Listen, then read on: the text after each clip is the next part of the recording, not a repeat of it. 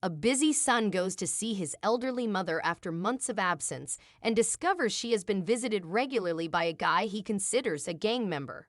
Charles Richardson was a busy man, an important man, and his time was valuable.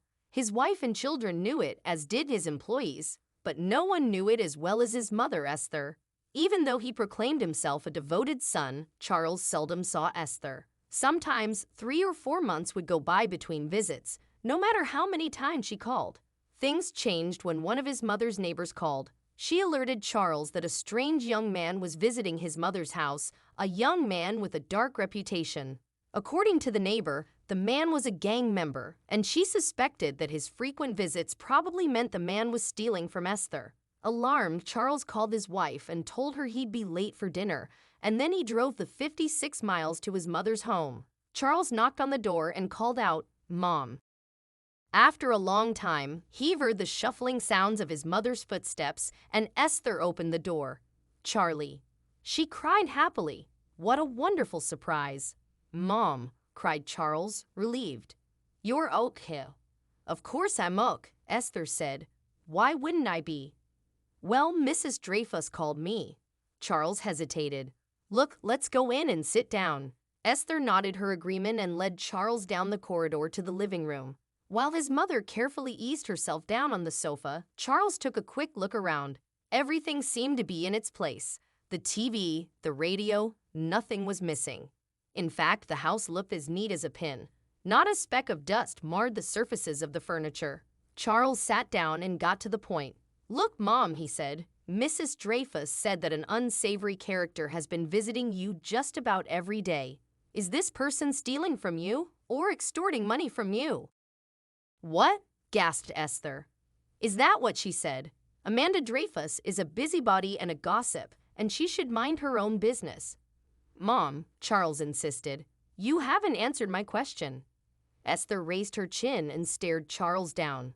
"I don't understand," Esther said. "I haven't seen you in nearly 6 months, you hardly ever call, and now you want me to explain my life to you." Charles flushed. "Mom," he cried, "it hasn't been that long, and you know I'm very busy." "Of course you are," Esther said. "That's why I haven't seen my grandchildren for so long. You forget about me, don't you?" "No," Charles protested. "I don't. It's just—" "You're a busy man," Esther said calmly. "You can't afford to spend time on something that brings you no profit, like visiting your mother." Charles was angry. "I'm here now, aren't I?" he said. "I'm showing concern, and it won't bring me any profit." "You're only here because Amanda Dreyfus called you," Esther said sadly. "You want people to think well of you, that you are a good son, isn't that so?" "I try," Charles said angrily. "God knows I try." "You don't try very hard," Esther said bluntly. "Look around you, Charles. What do you see?" Charles started looking and noticed that the living room wasn't just spotless. The walls and the ceiling were freshly painted, and the window panes sparkled. "Everything looks great, Mom," he said, "but you shouldn't work too hard." "I don't work at all," Esther said.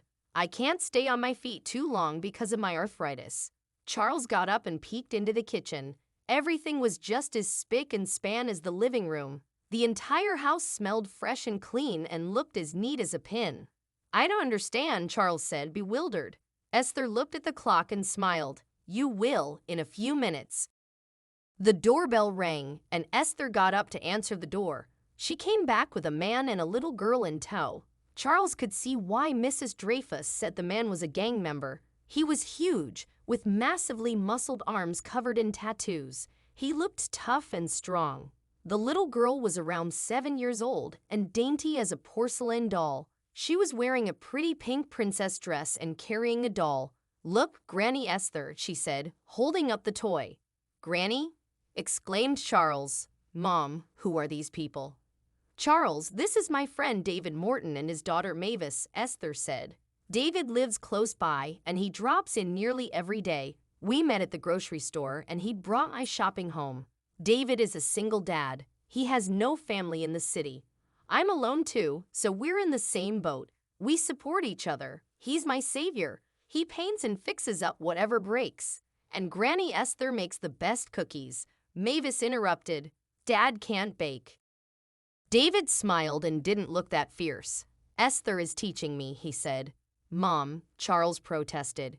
You have a family, you have me, and you have your own grandchildren. And I love you, Charles, and I miss my grandbabies, Esther said sadly. But I'm lonely, and I never see you. You don't need me, but David and Mavis and I need each other. Charles left his mother's house profoundly ashamed of his neglect. He started visiting Esther more regularly and bringing his children along to spend time with their grandmother. He grew to know David and Mavis very well, and the two men eventually became friends. What can we learn from this story?